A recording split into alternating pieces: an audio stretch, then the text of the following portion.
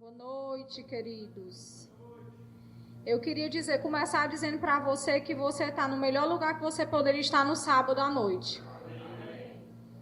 E sabe, eu creio que nós vamos ter um momento precioso. Chamaram uma mulher de oração, né? Então eu vou tentar chegar no tempo que me foi dado. Mas eu creio que a gente vai ter um tempo precioso juntos. Então eu espero que você esteja com expectativa em Deus. E sabe, eu quero começar, eu tive uma visão dentro de mim de começar fazendo isso e eu vou ser fiel. Nós estamos falando de família, né? E aí eu queria que meu marido e meu filho se levantassem. E queridos, nós vamos falar muito hoje sobre honra, né? Eu lembro que quando eu tive o Joaquim, o Bruno teve que optar, né? Ou eu ou ele fazia o rema, porque financeiramente, naturalmente, não dava para ser os dois. E ele escolheu que eu que fizesse. Amém. E sabe que várias coisas, ele me incentiva. Quantas coisas, né? Ele não busca competir comigo, ele não busca tirar o meu lugar, muito pelo contrário. Ele me incentiva. Então, se eu estou aqui hoje, eu quero honrar o meu esposo, dizendo que eu estou porque ele me ajuda. E eles são minhas bênçãos. Você pode dar uma salva de palmas para eles?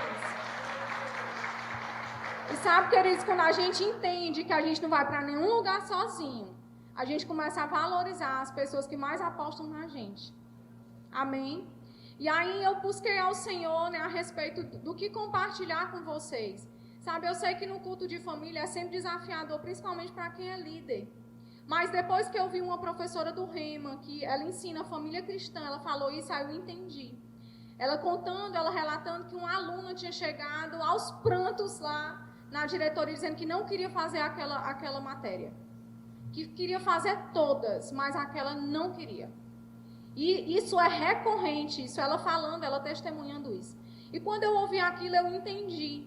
Porque muitos de nós não está disponível ainda, mesmo sendo crentes, mesmo sendo pessoas que amam o Espírito Santo, mas muitas das vezes, por causa de uma criação, por causa de um conceito, ou por causa de um sofisma, a gente recusa ou cria uma barreira que impede que a gente aprenda sobre algo chamado família. Porque para pensar, muitas das vezes, por mais lá dentro de nós, a gente pode pensar, mas o que é que eu vou aprender? Não, já sou casada, eu já sou mãe, eu já tenho tanto tempo de casamento. Mas, queridos, lá em Mateus, capítulo 5, verso 3, diz, bem-aventurados, humildes de espírito, porque destes é o reino dos céus. Quanto mais uma pessoa é ensinável, mais ela vai amadurecer. Quanto mais uma pessoa deseja crescer, mais ela vai ouvir os outros. E graças a Deus que você está aqui, mas eu sei também que tem pessoas que não puderam estar aqui, mas que têm essa visão dentro de si. Que às vezes é possível que não dê mesmo e está tudo bem, mas contanto que você entenda o valor disso. Amém? E aí o Senhor colocou no meu coração de compartilhar com vocês esse tema que literalmente está na ordem de prioridades. Deus, família, pessoas. Você pode fazer essa confissão nessa noite comigo, diga, Deus, em primeiro lugar, na minha vida. Em segundo lugar, na minha vida, está a minha família. E em terceiro lugar, estou aqui para servir pessoas. Aleluia. Vá comigo lá no Evangelho de Mateus, capítulo 22, a partir do verso 36. Aqui nós vamos começar abordando a respeito de Deus ser o primeiro lugar nas nossas vidas. Jesus ele estava sendo indagado pelos fariseus a respeito do grande mandamento na lei. E aí, a partir do verso 36, o fariseu pergunta para Jesus, mestre, qual é o grande mandamento na lei? Respondeu-lhe Jesus, amarás o Senhor teu Deus de todo o teu coração e de toda a tua alma e de todo o teu entendimento. Em outras versões fala inteligência. Verso 38, este é o grande e primeiro mandamento. Fale comigo, o grande e primeiro mandamento é amar o Senhor, nosso Deus. E aí lá em Deuteronômio 6:5, Eu gosto porque fala que amarás o Senhor teu Deus com toda a tua força. Jesus estava citando, inclusive, Deuteronômio. E o que eu quero que você preste atenção, que Jesus ele fala que este é o grande e primeiro mandamento. Queridos, porque até para a gente amar a nossa família e amar as pessoas, nós precisamos amar a Deus. É por isso que nós temos uma sociedade totalmente deturpada a respeito do que significa amor. Porque o amor que a Bíblia vai nos apresentar, nos ofertar e nos ensinar é o ágape. É o amor de 1 Coríntios 13 que diz, tudo sofre, tudo crê, tudo espera. E aí você pensa, isso aí é só de Deus para com os homens? Não, é dos homens para com Deus e para com os outros também. Aleluia, diga Deus em primeiro lugar. Então Deus ele é a base de tudo. Eu gosto porque Jesus ele fala também, em certo momento, ele diz assim, aquele que não nega pai e mãe, marido, esposa, e ele sai citando, né? Por ordem de prioridade, de amor, aquele que não nega, não é digno de mim. Isso prova para mim e para você que Deus não nos divide com ninguém. Existe um espaço que só cabe para Deus. Não cabe para o meu marido, não cabe para o meu filho, não. É Deus. E porque Ele tem esse espaço, eu vou aprender a valorizar aquelas pessoas que Ele me confiou. Você está comigo? Você está entendendo? Então nós vamos agora para o segundo, que é a família. E eu quero começar explicando que a família ela é composta pela união de um homem e uma mulher. Abra comigo lá em Gênesis capítulo 2. Gênesis capítulo 2, verso 21. Antes do 21, o verso 20 é bem interessante, que diz que Adão observou e não se achava uma auxiliadora que lhe fosse idônea. Idônea é uma mulher apta, capaz e competente. Então ele buscava uma mulher e ele não achou. Ele viu os animais, você já sabe, cada um tinha um macho e uma fêmea, e ele não tinha uma auxiliadora. Mas olha aqui o que é que o verso 21 fala. Então o Senhor Deus fez cair pesado sono sobre o homem, e este adormeceu, tomou uma das suas costelas e fechou o lugar com carne. E a costela que o Senhor Deus tomara ao homem, transformou-a numa mulher e lhe trouxe.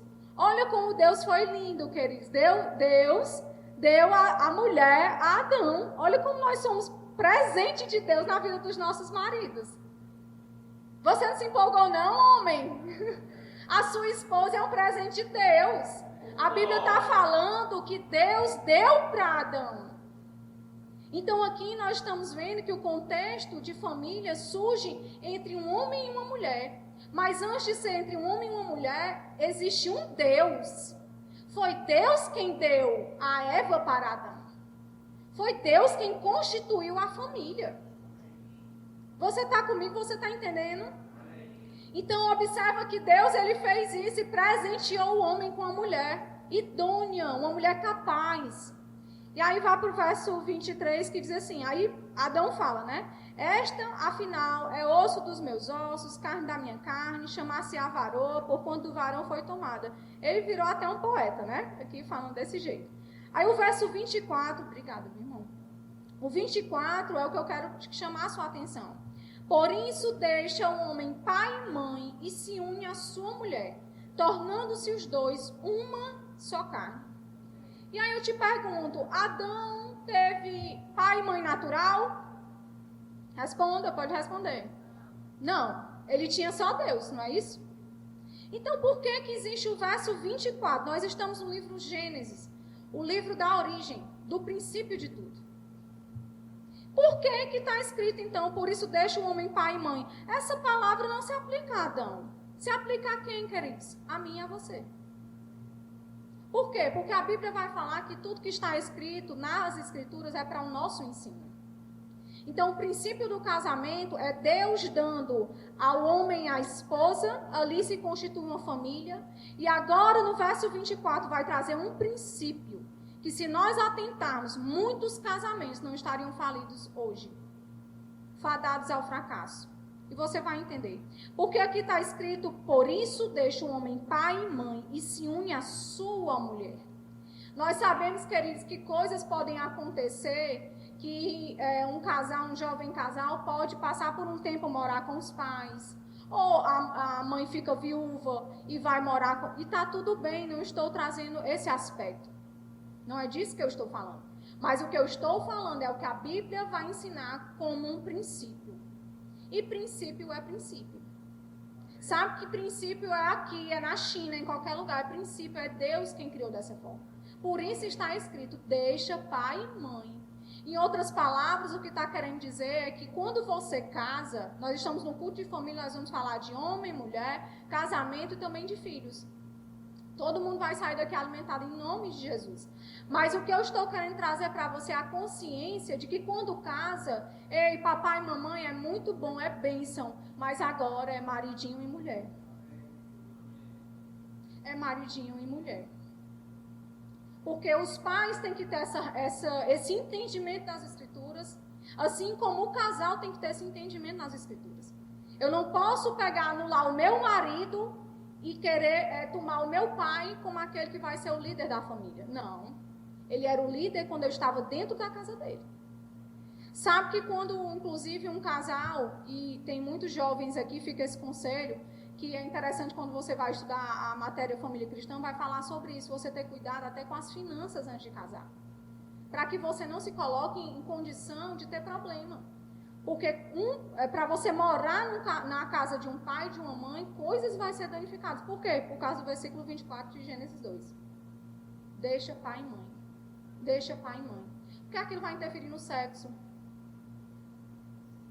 Eu fico pensando, eu nunca morei com os meus pais, mas eu fico pensando, como seria constrangedor saber que eu estou dentro do quarto com meu marido, meu pai está bem ali, do lado. E por aí vai. Então a gente tem que atentar para o que os princípios da palavra de Deus falam. Sabe, que seja como uma meta. Se você está passando por isso hoje, né? Se você mora ainda com seus pais, você é casado, enfim, você pode colocar como uma meta, eu quero ter a minha casa. Eu desejo construir isso, eu desejo construir com base naquilo que Deus tem para mim. Isso é lícito, é para nós.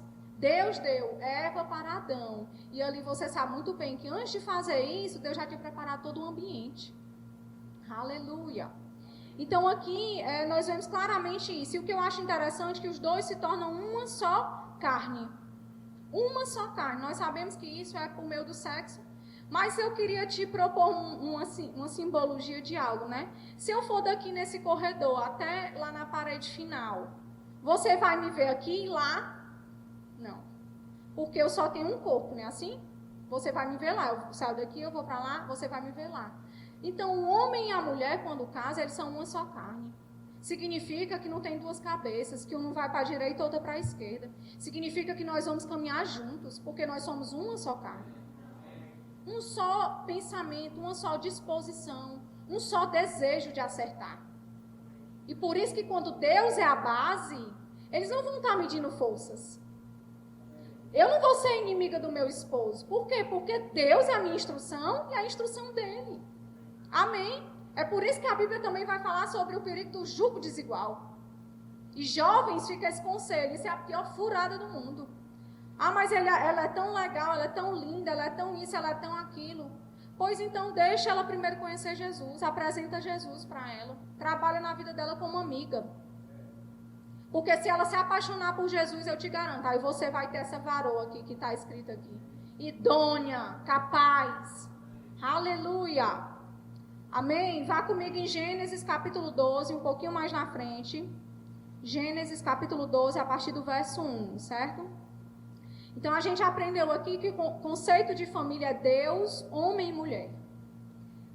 Sua família é o seu marido, sua esposa e filhos.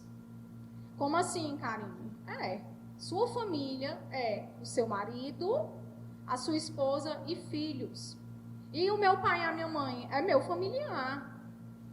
Eu amo, eu honro, eu respeito. O que tiver ao meu alcance eu vou fazer. Mas a ordem de prioridades é assim. Eu nunca vou poder negar o meu marido por causa do meu pai. E sabe quem foi que me ensinou isso, queridos? De uma forma bem interessante, eu estou lembrando aqui. Meu pai. Meu pai, que nem crente era. Nunca meu pai chegou se intrometendo no meu casamento, não. Nunca. Aleluia. Vamos lá. Ó. Gênesis capítulo 12, verso 1. Ora, disse o Senhor a Abrão, sai da tua terra, da tua parentela e da casa do teu pai, e vai para a terra que eu te mostrarei. Deus chama Abraão e faz uma promessa, faz uma aliança aqui com Abraão. E aí olha só o que é a primeira coisa que Deus fala para Abraão: sai da tua terra, da tua parentela e da casa do teu pai, e vai para a terra que eu te mostrarei. A Bíblia vai contar que a única pessoa que ele levou foi Sarai. Por quê? Porque Sarai era a família dele. Ele ainda não tinha filhos. E por que Deus pede a Abraão para sair da casa da parentela dele? Ele estava num lugar muito cômodo. Era a família dele, era a cidade dele. Mas por quê? Quando você vai ver, você vai estudar, você vai ver que era um povo idólatra. E isso mostra, queridos, para mim e para você, que às vezes tem pessoas que não vão caber no teu propósito. E quem é o teu propósito? Deus. Aí eu recordo de novo e trago à memória aquilo que Jesus diz: aquele que não deixa pai e mãe. Parece palavras duras, queridos. Parece absurdo. Mas eu não acredito que nada do que Jesus tenha dito é duro e absurdo. Tudo tem um fundamento. Porque, querido, deixa eu te dizer uma coisa. Pode ser que a tua família, por um tempo, resista. Agora eu estou abrindo um parênteses aqui. Para quem não a família não é crente e você virou crente. Ela vai resistir. Mas ela vai se tornar indesculpável a tua frutificação diante dos olhos dessas pessoas. Você vai se tornar a própria mensagem. O fato é que tem pessoas que não cabem no teu propósito. E foi isso que Deus faz com Abraão, né? E tira ele daquele lugar. Por quê? Porque aquilo que Deus ia fazer por meio de Abraão era muito maior do que ele mesmo. E aqui está escrito, Deus começa a falar as bênçãos. E a parte que cabia a Deus na promessa: de ti eu farei uma grande nação. Te abençoarei, te engrandecerei o nome, se tu uma bênção. Abençoarei os que te abençoarem, amaldiçoarei os que te amaldiçoarem. Olha o nível de aliança. Mas olha só a parte B do versículo 3. Em ti serão benditas todas as famílias da terra. E aí eu quero que você preste atenção nisso. Por que Deus fala que em Abraão todas as famílias na terra são benditas? Porque esse Abraão é o mesmo que lá na frente, quando Deus pede o único filho dele, que se chama Isaac. Abraão estava a ponto de matar Isaac em sacrifício pelo Senhor. E você já sabe a história. O anjo aparece e diz: não faça isso, porque já sabemos que você teme, que você cumpriu com a sua parte.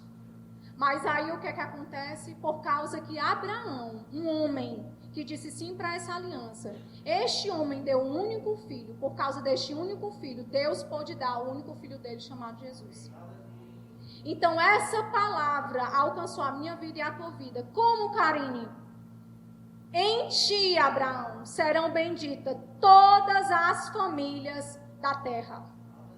Por causa disso, a Bíblia vai chamar Abraão de o pai da fé. Por causa disso, Jesus é descendente de Abraão. E eu e você somos descendentes dos dois. Aleluia! Querido, você entendeu que a sua família é bendita nessa terra? Quando você nasceu de novo, você não só nasceu no corpo de Cristo, na família de Deus, mas a tua família foi feita bendita, não há maldição sobre a tua vida. Então não importa se alguém morreu com câncer, se alguém teve problema, foi quebrado em você por causa de uma aliança. A sua família é abençoada. Diga: a minha família é abençoada. Aleluia. E aí não precisa abrir, eu vou só citar Salmo 127, 1, diz assim: se o Senhor não edificar a casa, em vão trabalham os que a edificam. Salmo 127 diz isso. Ou seja, está falando de um Deus que é criador e edificador do lar. E o salmista fala: se o Senhor não edificar. Ou seja, é possível que ele não edifique. Por quê? Porque Deus só faz qualquer coisa conosco se nós dermos a legalidade. Ah, Caim, mas aí eu tenho uma aliança com Deus e ele vai fazer. Ele não faz a força, queridos. Tem uma obra chamada obra do Espírito Santo nas nossas vidas. E dentro da nossa casa, Deus só vai poder ir até onde nós permitimos. No meu casamento, Deus só vai poder ir até onde permitirmos. Olha, eu falo aqui diante do meu marido, diante de todos vocês. Eu tenho muita coisa para avançar. Mas quando eu olho para o meu passado, eu tenho orgulho de mim. Daquilo que Cristo fez na minha vida. Mas que eu apenas permiti.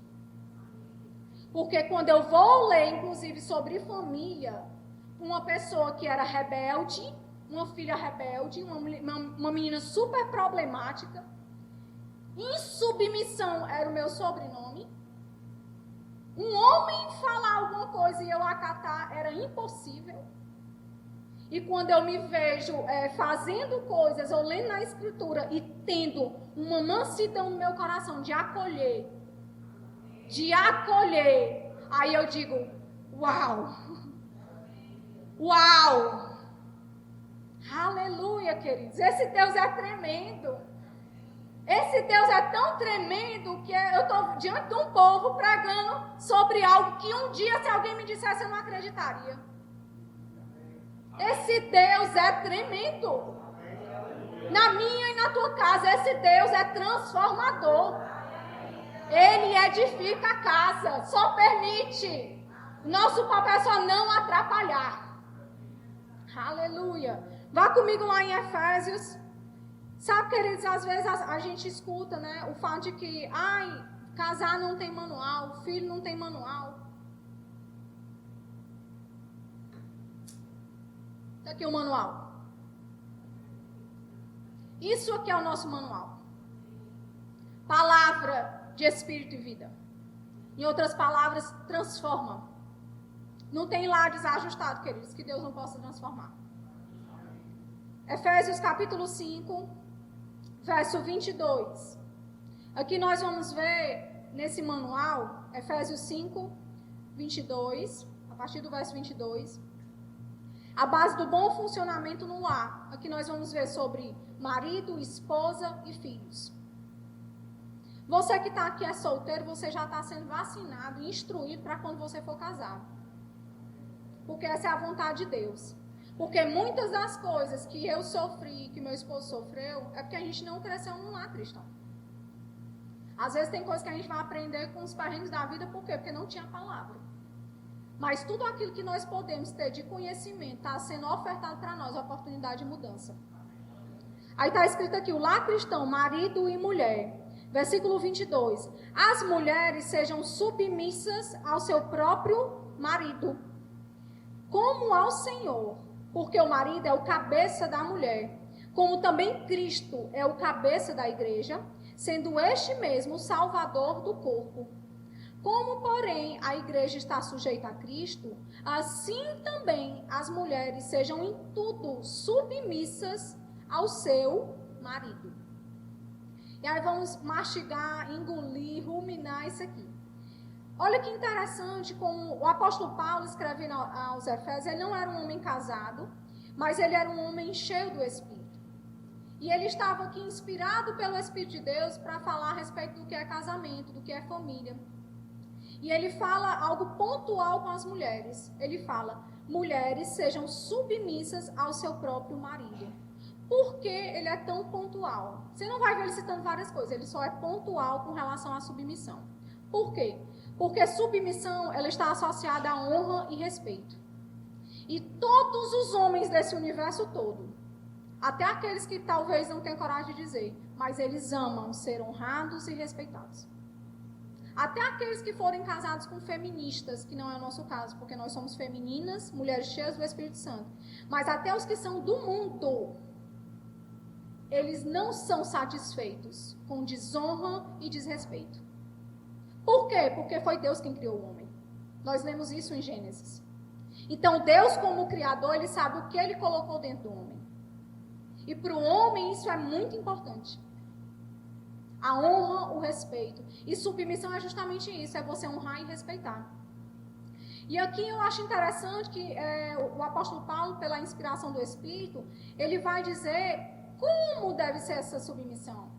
É como ao Senhor.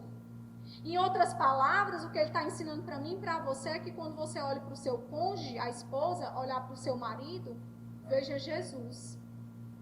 Porque quando você vê Jesus, você vai fazer. Se literalmente, né, o meu esposo pede algo e eu olho para ele, eu vou ver falhas. Mas se eu olho para ele e ver Jesus, aí eu vou fazer. Você está entendendo? E aí vamos prosseguir aqui. E é interessante que nós vamos ver, mulheres, que para nós é que o papel ainda é mais fácil do que para o homem. Vou provar isso para você. Vamos ler aqui, ó. Versículo 25. Maridos, amai a vossa mulher, como também Cristo amou a igreja, e a si mesmo se entregou por ela. Então, homens, eu vou te dizer, viu? Jesus amado, Deus te ajude. Ou seja, como Cristo amou a igreja. Irmãs, a gente tem que sapatear, o nosso papel é bem mais fácil. É como Cristo amou a igreja. Como foi que Cristo amou a igreja? Aí está escrito, se entregando por ela. Oh, aleluia. Vamos prosseguir. Para que a santificasse, tendo-a purificado por meio da lavagem de água pela palavra. E aí eu quero te inspirar, homens que estão aqui presentes. Sabe que você tem que ser aquele que vai promover o crescimento espiritual da sua esposa. Eu não estou falando com homens do mundo, eu estou falando com homens de Deus. E homens de Deus promovem o crescimento espiritual da sua esposa. Meu esposo, às vezes quando eu não venho na quarta ou que tem alguma coisa, ele sempre diz, não, mas a quarta não é a quarta da oração das mulheres. Então o homem não tem que se opor quando a esposa está lendo a Bíblia. Carinho, por que está falando isso? Não sei, mas eu estou falando. O homem não tem que se opor quando a esposa quer fazer algo, ou tem algo da igreja, ou tem algo para fazer. Não, querido, deixa a mulher crescer, sabe por quê? Porque você vai ter uma bênção dentro de casa. Quero uma mulher cheia do Espírito, não cheia do cão dos coros. Então promova, é isso que está dizendo aqui. Pela lavagem de água pela palavra, para apresentar a si mesmo igreja gloriosa, sem mácula, nem ruga, nem coisa semelhante, porém santa e sem defeito. Olha só o papel do homem, que coisa linda. Entregar uma mulher perante Jesus, santa e sem defeito. É por isso que as casas não estão tão cheias, né? Porque é sim, queridos, uma responsabilidade. Porque quando nós dissemos sim num casamento, diante do Senhor, não estou falando do mundo, houve uma responsabilidade. Inclusive o matrimônio, ele é simbolizado como a maior instituição, depois de uma instituição chamada Aliança com Deus. Ou seja, cada um de nós tem um papel.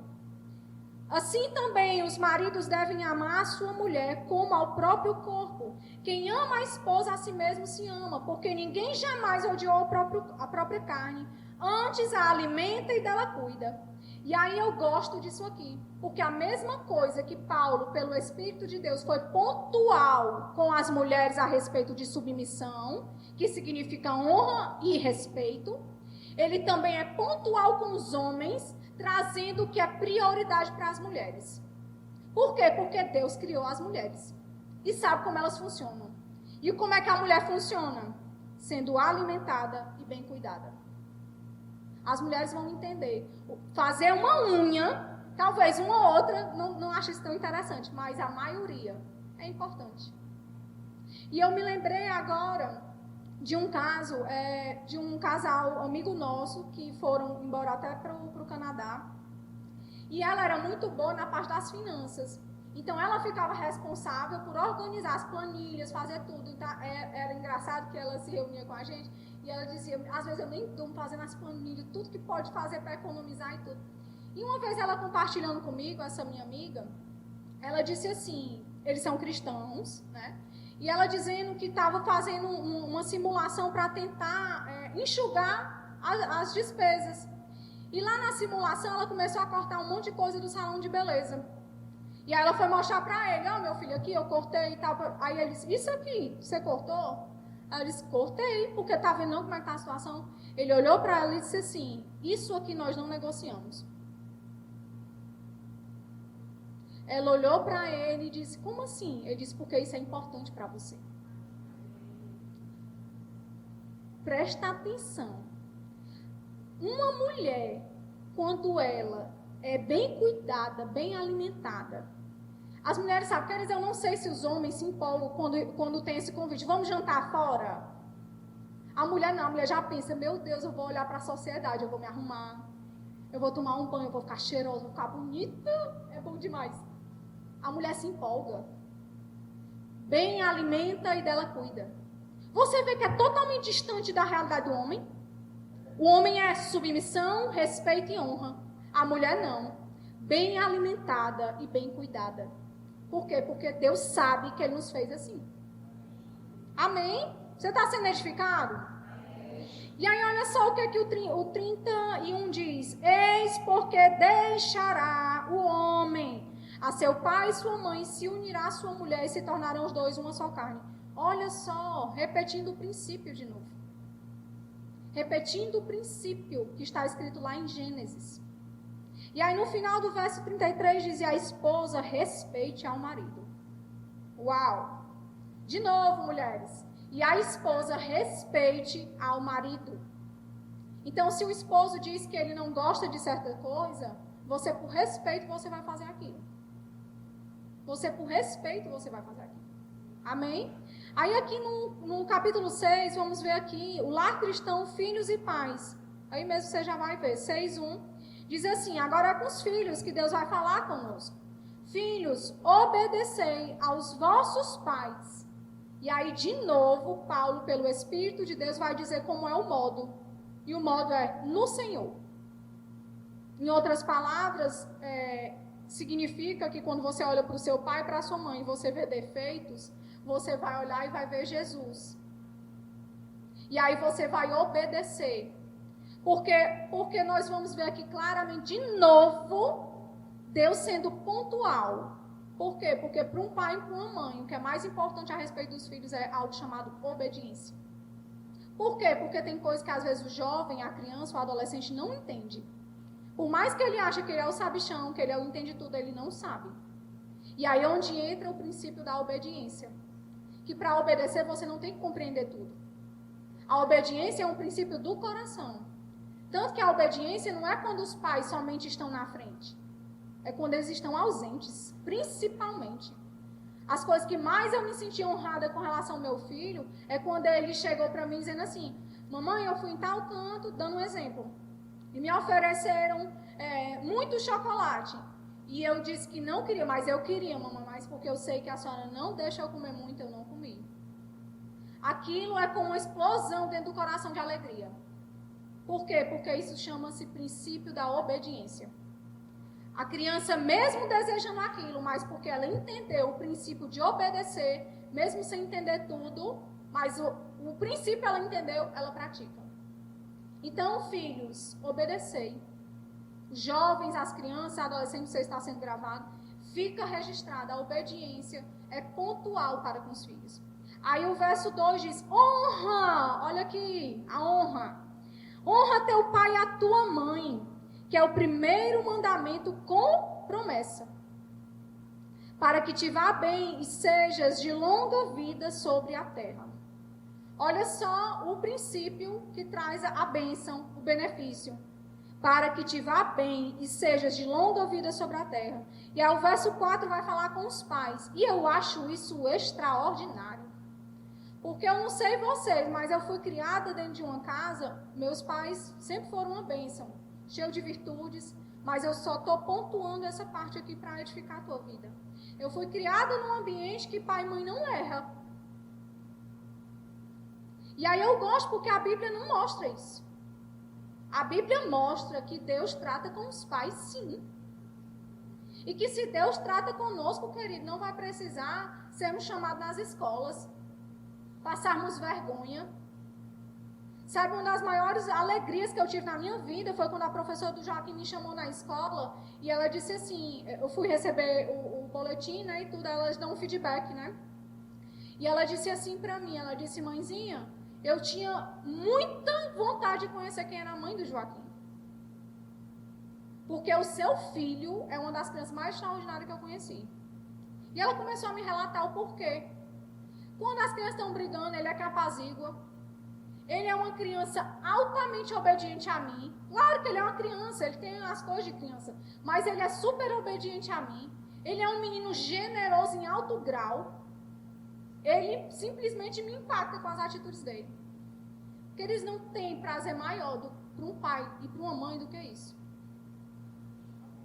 E ela disse assim, olha, as notas dele estão boas, mas quanto ao caráter, quanto àquilo que ele é por dentro, ele é muito mais que isso.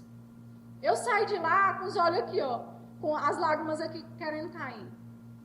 E que Deus conserve meu filho assim, em nome de Jesus.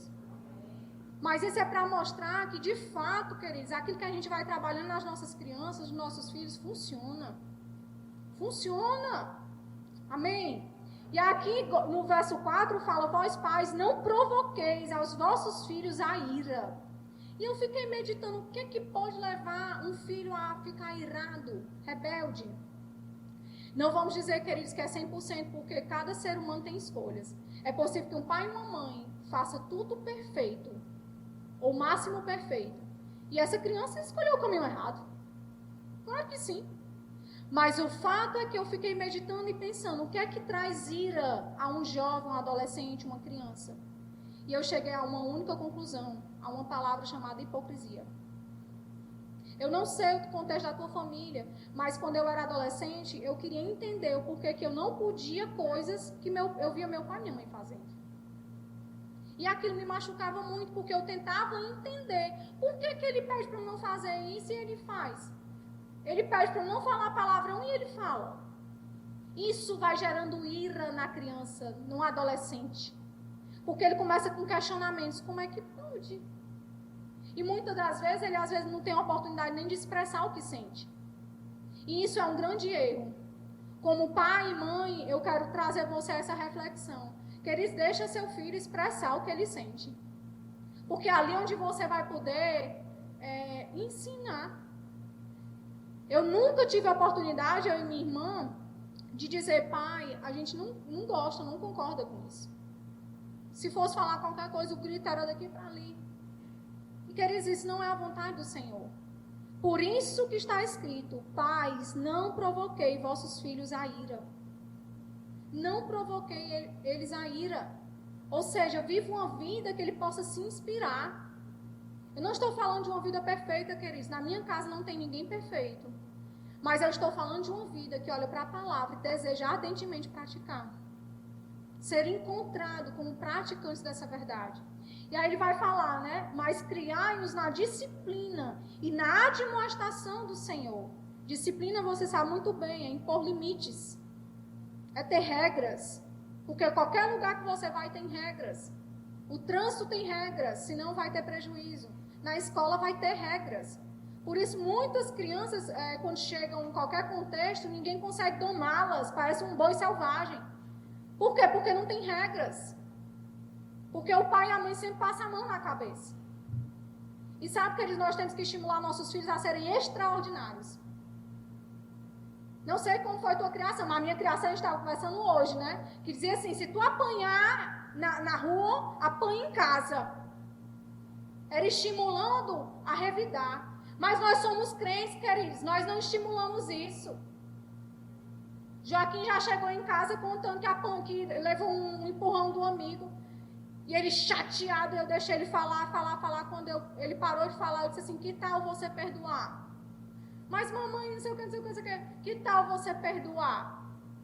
Porque o perdão é só para nós que é adultos? Não, queridos. Desde criança eles têm que entender o que é perdoar. E sabe que ele teve uma atitude, eu já falei isso aqui, não no culto, mas acho que para as mulheres, que marcou minha vida. Ele olhou para mim e disse assim, mamãe, eu estava pensando aqui, eu vou fazer isso mesmo. Mas eu queria levar uma caixa de chocolate para ele. Mas sabe por que, queridos, ele fez isso? Porque quando eu trabalhava numa empresa, que eu estava sendo perseguida, eu dei uma caixa de chocolate para cada um. Porque filhos vão copiar as atitudes dos seus pais. Isso não é mérito nosso, querido, é de Cristo. Mas o fato é que funciona.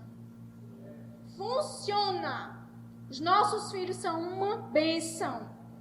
E aí eu quero que você, não precisa abrir, na verdade vou citar, já estou quase concluindo. Provérbios, capítulo 23, verso 24 ao 26, vai dizer algo bem interessante. O pai do justo exultará de alegria. Quem tem um filho sábio, nele se alegra. Ou seja, o princípio aqui estabelecido. O pai do justo exultará de alegria. Quem tem um filho sábio, nele se alegra. Bom será que se alegrem o seu pai e a sua mãe. Agora aqui, olha o princípio para os filhos. a instrução para os filhos. Bom será que se alegrem o teu pai e a tua mãe, e que exulte a mulher que te deu a luz. Olha como a Bíblia, o manual da nossa vida, ela é recheada de instrução para a gente colocar em prática. Aí aqui, o último verso, 26, vai falar com os pais e com os filhos. O próprio Deus Pai fala conosco: filho meu. Aleluia. Diga: eu sou filho. Dê-me o seu coração e mantenha os seus olhos nos meus caminhos. Amém? Então, nós temos instruções de pais, temos instruções para os filhos e temos instrução do próprio Deus para conosco. E aí eu quero te fazer essa pergunta, abre lá em Lucas capítulo 1, e eu quero fazer essa pergunta para você. Lucas capítulo 1, verso 28. Você já fez essa pergunta para você? Pai e mãe, mas eu acredito que mais mãe vai se identificar com essa pergunta. Quem é o seu filho no reino de Deus? Você já fez alguma oração perguntando para o Senhor: quem é o meu filho no reino de Deus? Vamos ler Lucas capítulo 1, verso 28. O momento em que o anjo vai falar com Maria. E entrando o anjo onde ela estava, disse: alegra-te, muito favorecida. O Senhor é contigo. Ela, porém, ao ouvir esta palavra, perturbou-se muito e pôs-se a pensar no que significaria esta saudação. Mas o anjo lhe disse: Maria, não temas, porque achaste graça diante de Deus. Eis que conceberás e darás à luz um filho, a quem chamarás pelo nome de Jesus. Este será grande e será chamado Filho do Altíssimo, Deus, o Senhor. Oh, aleluia! Lhe dará o trono de Davi, seu pai, e ele reinará para sempre sobre a casa de Jacó. E o seu reinado não terá fim. Então disse Maria ao anjo: como será isto, pois eu não tenho relação com homem algum? Respondeu-lhe o anjo: descerá sobre ti o Espírito Santo e o poder do Altíssimo te envolverá com a sua sombra. Por isso, o ente santo que há de nascer será chamado Filho de Deus. Verso 37. Porque para Deus não haverá impossíveis em todas as suas promessas. 38. Então disse Maria, olha a resposta de Maria: mães, aqui está a serva do Senhor, que se cumpra em mim conforme a tua palavra.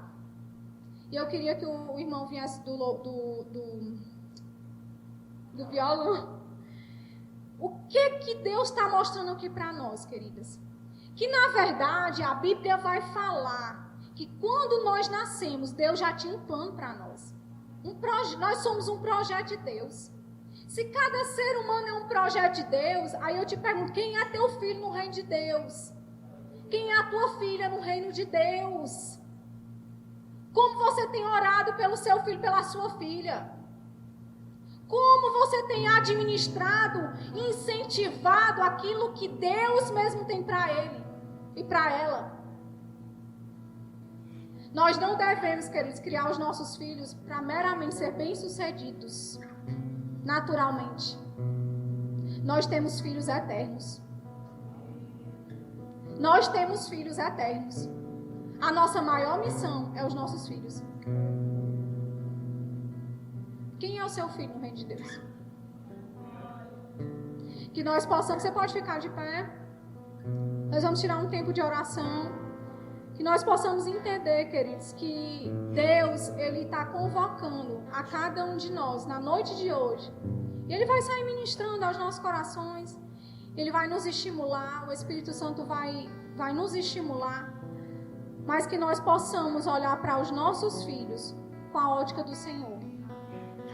Entendendo que eles têm um papel nessa terra. Porque não importa se ele vai ser médico, advogado, se ele vai ser um pastor, se ele vai atuar dentro do contexto dos 5 dons ministeriais ou não. O que importa é nós devolvermos para Jesus o plano perfeito. O meu e os seus filhos nasceram para dar certo. A minha e a sua família, a minha e a sua vida nasceu para dar certo. Salmo 127, 3, 4 diz assim: os filhos são um presente do Senhor. Eles são uma verdadeira bênção. São como flechas nas mãos do guerreiro. São como flechas nas mãos do